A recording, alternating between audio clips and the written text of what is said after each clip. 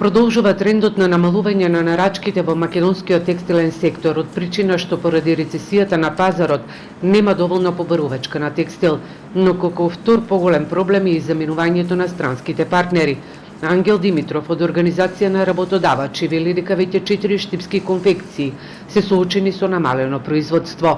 Стопанствениците се во грч, но клуч наврата засега не ставаат, се сноодјат со домашно производство.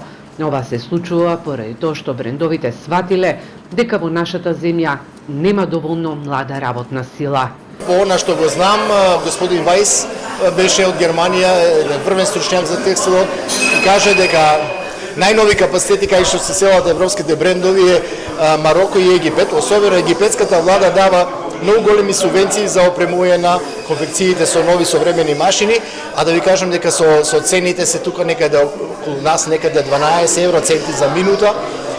Значи не се поевтини од нас, туку се фактички имаат млада работна сила што ги прави поконкурентни од нас. Според Димитров, сепак надежта не ги напушта собствениците на конфекциите. По нова година ќе знаат дали ќе продолжат со производството или ќе мора да ги затворат капацитетите. Доколку се случи црното сценарио, на улица ќе останат текстилните работнички над 50 години. Ние имаме се уште во нашите конфекции луѓе кои се во средни години, да речеме, и треба уште 10-15 години до пензија.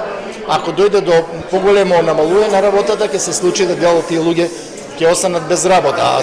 Работата е дека и да немаме млади, подмладување барем овие луѓе да се дочекаат достојна пензија и да се заменат во пензија. Во земјава отворени огласи за вработување има и во компаниите, во тир-зоните, но и во домашните индустријски капацитети.